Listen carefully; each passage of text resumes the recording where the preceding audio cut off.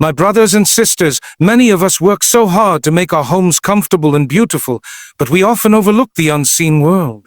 There are certain things we may keep in our homes, sometimes unknowingly, that can attract the presence of evil forces and disturb the peace of our family. Islam teaches us to protect our homes physically and spiritually, and today we will discuss some common items that may be causing harm without us realizing it. Once you know them, you can take steps to remove them and restore tranquility in your household, inshallah. Islam. The presence of idols, statues, or images of living beings within the home is something that should be avoided, as it can have both spiritual and psychological effects on the people living there. The Prophet Muhammad warned that angels of mercy do not enter a house where there are images of living beings, and this absence of blessings can leave a home vulnerable to negative forces. The concept here is not merely about decoration, but about what such items represent. Idols and statues have been associated throughout history with false worship, shirk, and pagan practices, and keeping them in one's home, even for the sake of art or beauty, can unknowingly open a spiritual door that invites harm. Many people keep these items without realizing their origins or symbolic meanings. A decorative statue bought from a shop might have once been an object of worship in a different culture, carrying with it a history of spiritual association that is contrary to Islamic belief. Similarly, framed pictures or sculptures of humans and animals, particularly when displayed prominently, are discouraged because they may fall into the category of taswir, depicting living beings, which the Prophet specifically prohibited in certain forms. This prohibition is rooted in the aim to protect Tawheed, the oneness of Allah, and prevent any pathway that might lead to shirk, no matter how indirect it may seem. In today's time, these items may not be worshipped in the literal sense, but the wisdom behind removing them still stands, as they can become a source of pride, imitation of non-Islamic traditions, or even fascination with beliefs and practices that are harmful to faith. Moreover, Shayateen are drawn to environments where disobedience to Allah is present, and the keeping of such items could be one of the subtle ways they find an entry point. By removing idols, statues, and certain images from the home, a believer not only safeguards their own faith, but also ensures that the home remains a place where angels of mercy reside. This aligns with the greater Islamic principle of purifying one's surroundings, both physically and spiritually, to maintain a clean and blessed space where acts of worship are performed with sincerity and focus. Even when it comes to children's toys or cultural artifacts, caution is advised, as normalizing the presence of such objects in the home can dull our sensitivity to the dangers they represent. A Muslim household should reflect submission to Allah alone, and every object within it should contribute to that purpose. By consciously avoiding and removing these items, a person takes an active step toward protecting their home from unseen harm, reinforcing the values of Tawheed, and ensuring that nothing within their four walls displeases Allah or compromises the spiritual protection that comes from his remembrance. Possession of occult, magic, or witchcraft-related items is one of the most dangerous things that can exist in a Muslim home, as it directly connects to practices condemned in the Quran and Sunnah. Magic, in all its forms, is considered a major sin in Islam, and it is something that distances a person from Allah while drawing them closer to the influence of Shayateen. The Quran mentions how magic was taught by devils in the time of Prophet Suleiman, Arabic-kin, Arabic-lam, Arabic-hit, Arabic-alif, Arabic-alif, Arabic-lam, Arabic-alif, Arabic-meme, and that it leads people into disbelief when they engage in it or use it to harm others. Unfortunately, many people today may possess items linked to these practices without fully understanding their nature. These could be talismans, amulets, strange symbols, writings in unknown languages, or even certain jewelry pieces said to bring a luck or a protection. Some may keep books or guides on astrology, spellcasting, or fortune-telling, assuming they are harmless or merely cultural, but in reality, these are doorways to the unseen world of Jinn and demonic influence. Objects connected to sihr, black magic, often carry with them the spiritual presence of the entities they are meant to invoke, and having them in one's home can invite their activity, causing disturbances, nightmares, illnesses, and family conflicts without an apparent cause. Even decorative items that contain occult symbols, like pentagrams or third-eye motifs or zodiac charts, can serve as tools of Shayateen if they are rooted in beliefs opposing Islamic teachings. Some people also fall into this trap through souvenirs brought from other countries, not realizing they carry spiritual baggage from rituals or pagan tradition. In Islam, seeking protection, guidance, or influence through anything other than Allah is a form of shirk, and owning such items can be a silent yet dangerous participation in that sin. The jinn are known to be drawn to such objects because they are tied to contracts, spells, or acts of worship directed toward them instead of Allah, and keeping them creates a spiritual link that is difficult to break unless the item is destroyed and sincere repentance is made.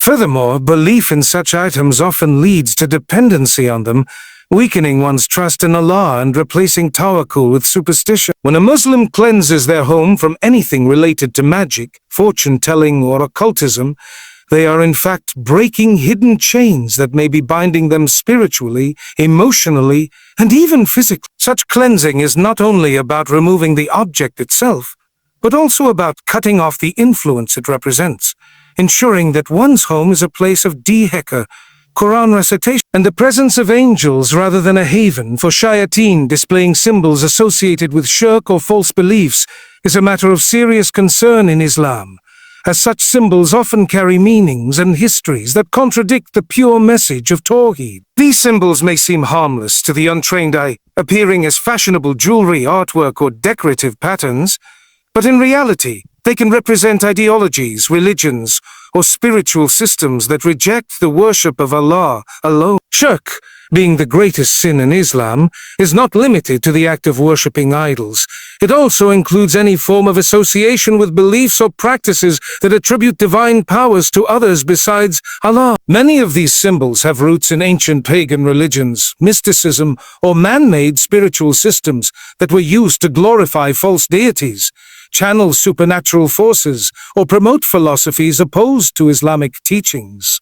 Common examples include the evil eye symbol worn as protection, the yin-yang used to promote a belief in duality of divine forces, or the akrosa associated with Christian worship. Even though a Muslim might keep these items without intending to worship through them, their presence in the home normalizes their meaning and may subtly influence the beliefs of family members, especially children. Shayateen are known to be attracted to environments where their symbols are displayed, as it reflects an acceptance, whether conscious or unconscious, of their ideologies. These symbols can also serve as spiritual markers, signaling that the home is a place where the remembrance of Allah is not dominant, making it more susceptible to their influence. Furthermore, keeping such items can cause a person to unknowingly imitate the religious practices or customs of other faiths, which the Prophet Muhammad warned against. In some cases, these symbols are embedded in clothing designs, carpets, wall art, or jewelry, and people may purchase them purely for their aesthetic appeal, unaware of the deeper meaning behind them. The danger lies in the fact that symbols are powerful conveyors of ideas, and over time they can shape thoughts, attitudes, and even behaviors in subtle ways. In Islamic history, the companions of the Prophet were extremely careful to remove any trace of symbols or objects linked to shirk, understanding that the preservation of Tawheed requires vigilance not only in belief but also in environment.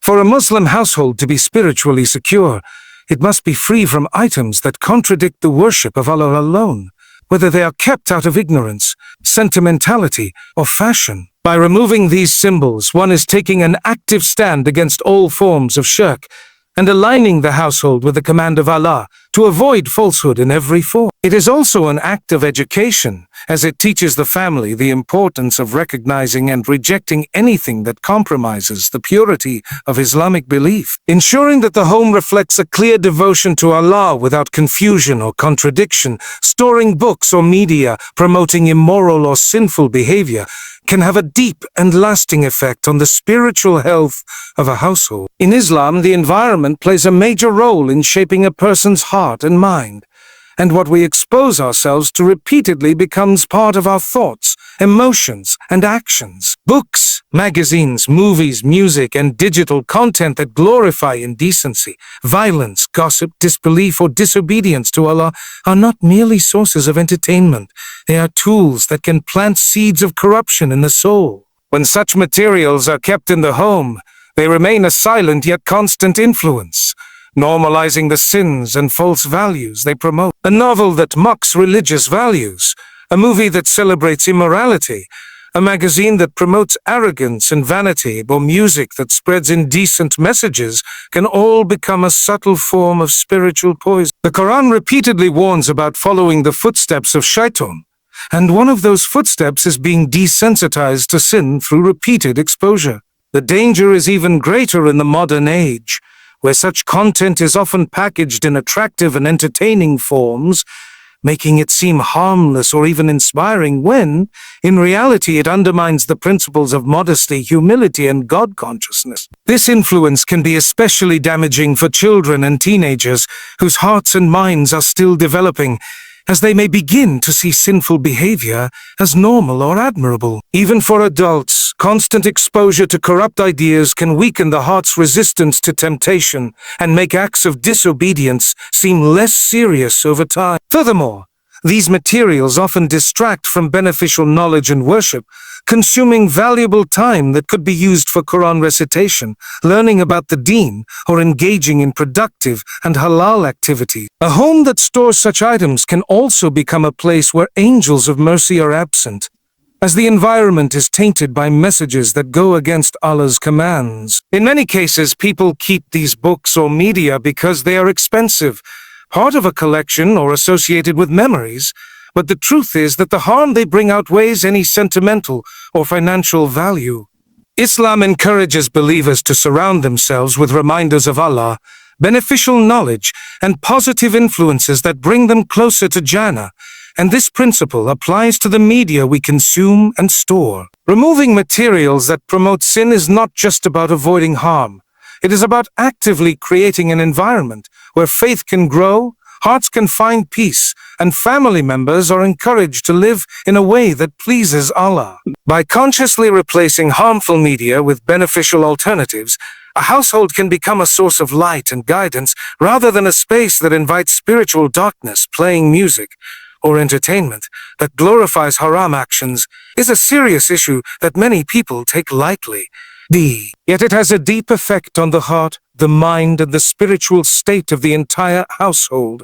In Islam, what we listen to and what we watch is not just a matter of personal taste. It is a matter of what we allow to enter our hearts through our senses. The tongue and the ears are gateways to the soul, and whatever passes through them influences our thoughts, emotions, and behaviors. When music or other forms of entertainment promote disobedience to Allah, normalize sin, or glorify lifestyles built on immorality, it becomes a tool of Shaytaan to distract believers from remembrance of Allah and to entice them towards what He has forbidden. The Quran mentions that among the tactics of Shaytaan is to mislead people through idle talk, and scholars have explained that this can include songs and entertainment that encourage sinful behavior or distract from worship. Many modern songs and shows openly promote themes of fornication, drinking alcohol, drugs, arrogance, rebellion against parents, and mockery of religion, often wrapping these messages in catchy tunes, engaging rhythms, or captivating storylines that make them more appealing and memorable. The danger lies in the fact that repeated exposure to these messages slowly reshapes one's perception of right and wrong.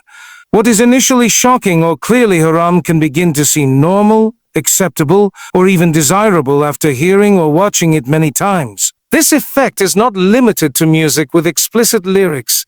Even instrumental or so-called innocent entertainment can become problematic if it promotes a lifestyle that contradicts Islamic values or wastes excessive amounts of time that could be spent on beneficial activities. Shows and films that glorify relationships outside of marriage, materialism, greed, or revenge may not use foul language, but they still carry messages that conflict with the teachings of the Quran and Sunnah. The Prophet Muhammad warned that there will come a time when people will take haram things lightly, including musical instruments, And we see today that this warning has become a reality in many Muslim homes. The constant presence of such entertainment in a house creates an atmosphere where the remembrance of Allah is drowned out by the sounds of sin and heedlessness.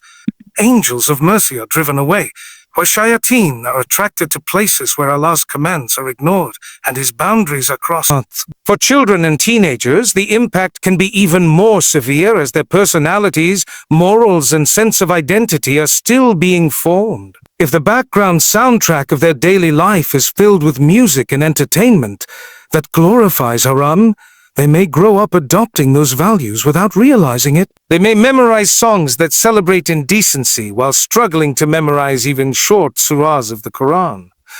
Or they may become emotionally attached to fictional characters who live in direct opposition to Islamic teachings. This subtle conditioning can weaken their connection to their faith and make it harder for them to recognize and resist temptation when they encounter it in real life.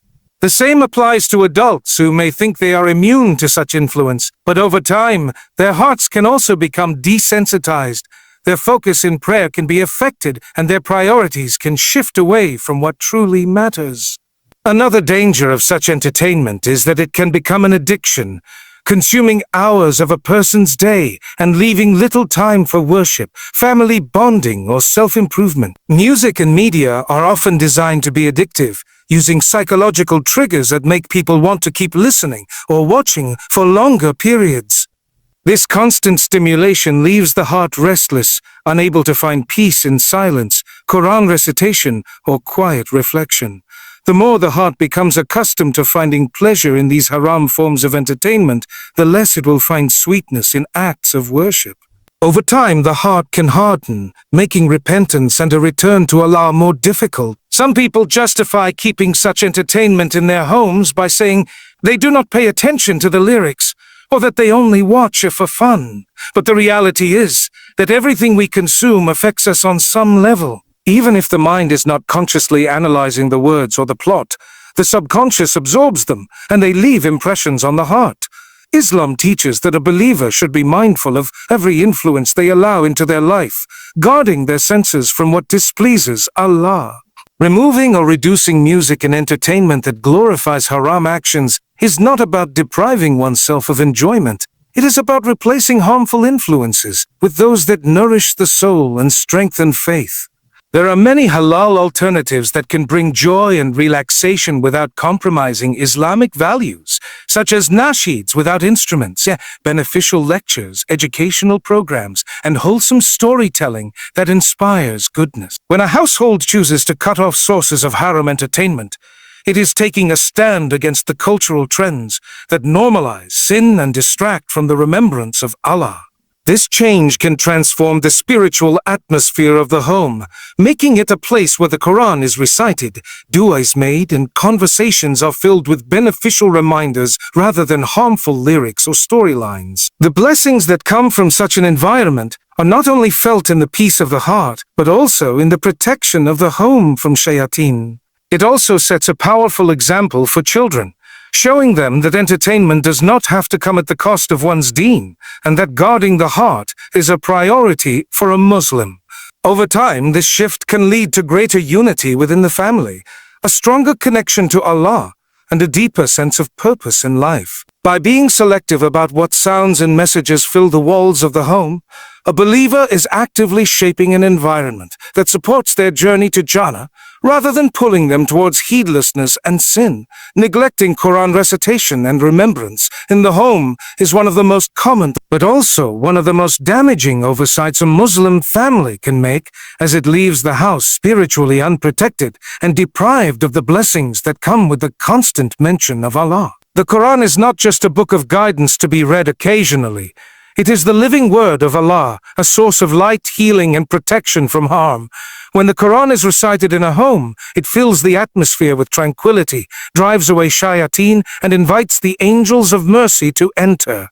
Conversely, when the Quran is absent from a home, it becomes more susceptible to the influence of negative forces, arguments, restlessness, and a general lack of barakah in daily life.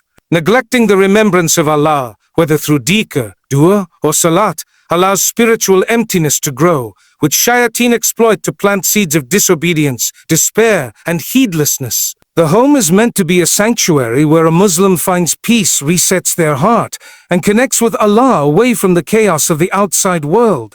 But without regular recitation of the Quran, that sanctuary loses its protective shield. The Prophet Muhammad letter after taught that Shayateen flee from the house in which Surah Al-Baqarah is recited. A powerful reminder that the words of Allah are not just guidance for the mind, but also a fortress for the soul. Many families fall into the habit of thinking that listening to the Quran occasionally or playing it in the background is enough. But the real power comes when the members of the household engage with it actively, reading it aloud, understanding its meanings, and applying it in daily life. This effort not only protects the home, but also strengthens the faith of everyone living in it. Neglecting dhikr is equally harmful, as remembrance of Allah keeps the heart alive and aware of His constant presence. Without it, the heart becomes distracted by worldly matters, anxieties, and temptations. Regular dhikr, such as saying Subhanallah, Alhamdulillah, Allahu Akbar, La ilaha, and making istighfar, creates an environment in which Shayateen cannot comfortably stay.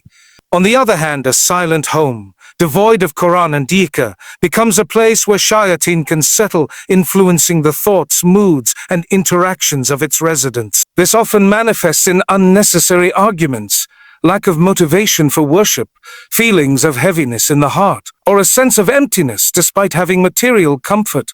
The neglect of Quran recitation in the home also has a generational impact. Children who grow up in an environment where the Quran is rarely read may see it as something distant, reserved only for Ramadan or special occasions. They may memorize a few short surahs for prayer, but without seeing the Quran as a daily companion, they miss the opportunity to form a personal bond with it. This weakens their spiritual foundation, making them more vulnerable to doubts, peer pressure, and unhealthy influences as they grow older. On the other hand, a child who hears the Quran regularly at home learns from an early age that it is a source of comfort, guidance, and protection. The same applies to dhikr. Children learn by observing their parents, and if they see their elders remembering Allah in daily life, it becomes second nature for them as well. In many homes, the neglect comes not from deliberate avoidance, but from being too busy, tired, or distracted by worldly matters. Work, school, chores, and entertainment often take priority, and days pass without anyone opening the Quran or sitting together for a moment of remembrance. This slow drift away from the Quran weakens the family's spiritual connection, making it harder to return to consistent recitation. It also allows Shayateen to slowly fill the vacuum left by the absence of Allah's words. Over time, the household may notice an increase in stress, misunderstandings, lack of contentment, or even unexplained difficulties, all of which can be eased or prevented by restoring the Quran and dhikr to their rightful place in the daily routine. The power of reciting Quran and making dhikr is not limited to personal benefit. It transforms the entire atmosphere of the home. Even a small habit, such as reciting a page of Quran after Fajr or reading Surah Al-Mulk before sleeping, can bring immense barakah. Gathering as a family to listen to or read the Quran strengthens the bond between members as they share in the same source of guidance and peace. Similarly, incorporating dhikr into daily life, while cooking, driving, or doing chores, keeps the heart engaged with Allah no matter how busy the day becomes. This constant remembrance turns ordinary tasks into acts of worship and shields the heart from heedlessness. It is also important to note that the neglect of Quran recitation is not only a loss of spiritual protection, but also a missed opportunity for reward. Every letter recited brings 10 rewards, and the act of reading, listening, and reflecting upon the Quran is an act of worship beloved to Allah. The same applies to dhikr, where the simplest phrases carry immense reward and forgiveness. Yet when these acts are absent from a home, the residents lose out on blessings they could have easily attained with a few minutes of effort each day. Neglecting the Quran and dhikr can also make the heart more susceptible to doubt and confusion when faced with trials. Without the regular reminder of Allah's words, it becomes easier to feel hopeless, question one's purpose, or be swayed by misleading ideologies. The Quran provides clarity, perspective and reassurance during difficulties, while dhikr softens the heart and keeps it anchored in faith. A home that keeps these practices alive is far more resilient in the face of challenges, as its members are spiritually fortified and united in their trust in Allah. Restoring the Quran and remembrance of Allah to a neglected home begins with intention and small, consistent steps. It may be as simple as setting aside 5 minutes each day to read together, designating certain time to barakah, or replacing moments of silence or idle talk with the recitation of Allah's word. Over time, these habits can transform the home into a place where faith is nurtured daily, where Shayateen find no foothold, and where every member feels the peace that comes from living in constant connection with their Creator.